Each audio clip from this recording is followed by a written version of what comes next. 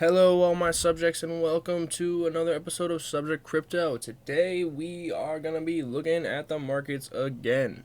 We're going to do that every day, so I don't know why I say it, but Bitcoin back down 1.85% in the last 24 hours. Ethereum down as well. XRP, major leaders all down. Everybody's down pretty much except for Tether. And I'm probably going to stop saying that too. And yeah, to follow up on the Crypto.com coin is I feel really stupid a few videos when I said I don't know what that is. I'm going to look it up because it's literally Crypto.com coin, but the way that it's marketed right here, the way that it's just on here like this is it's bad. It's bad marketing. It looks like a scam. It looks but the overall platform is good. I'll probably dive deeper into that in the future. But yeah, also down 1.37%. So no problems here, except for the fact that we're not going up. But so looking back today, because yesterday I had said that it's really going to depend on how these next few days are going to go about, and it appears that this pattern is probably going to be the way to go. If we don't take off from this point, I mean, we are setting up to make something that looks like we're going to have a little bit of a pullback. So here we go. So this is kind of what, theoretically, if we did have like a descending triangle, it'd be something like this. But we'd really have to figure out where that second top is before we can really start accurately assessing where it's going to be in terms of the date that a drop would happen or something along those lines. But we are in neutral territory since we bottomed out. We're bottoming out at this same level over and over again, and it has to do with the tensor charts, and we'll get to those in just a second. But we got the RSI still dancing around itself. Looks like it's going to go a little bit further to the downside in terms of momentum, and the squeeze momentum is also indicating the same thing. Volume levels still consistent with yesterday, even though today still has 2 more hours in it according to this chart. And yeah, it's very interesting times, and I still wouldn't be panicked. I wouldn't have any fear or anything like that, just as long as you have a strategy in place where the price goes down, you don't sell everything, and you buy in a little bit more. And I'm also working on a tips and tricks kind of investing, not really investing, but trading video, and that'll probably come up sometime next week, as well as I got a few more things on the schedule here. Don't mind me flipping through some papers. Yeah, so, yep, tricks that I wish that I knew,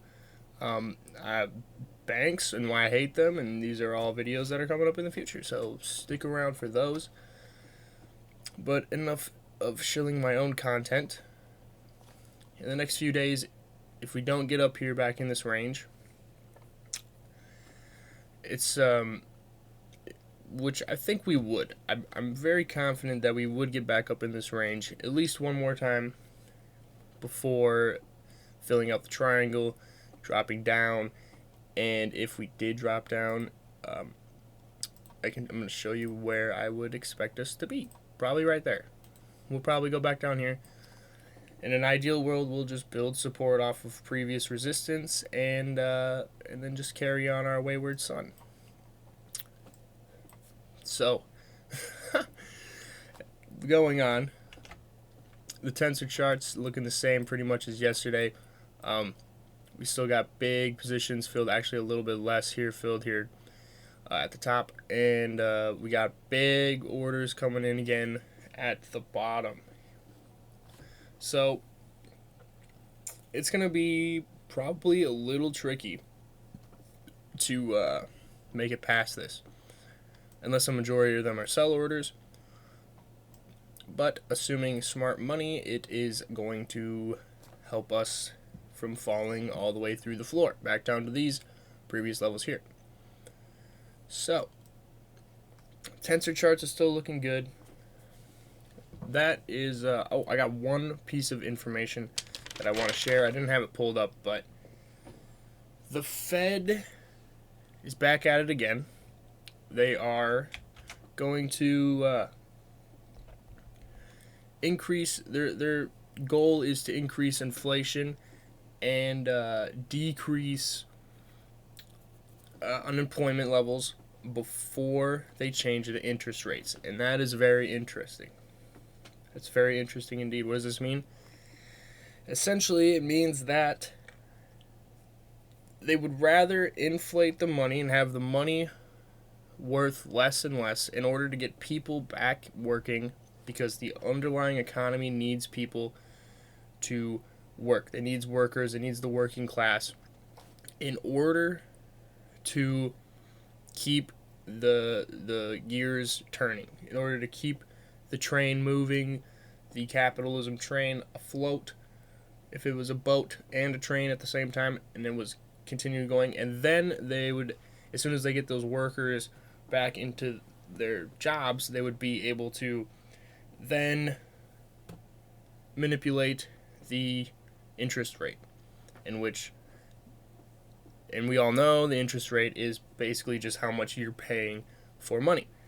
And interest rates are low, and they said that they wouldn't increase them until an unemployment rate has been somewhat addressed or corrected in some degree, as well as inflation. So,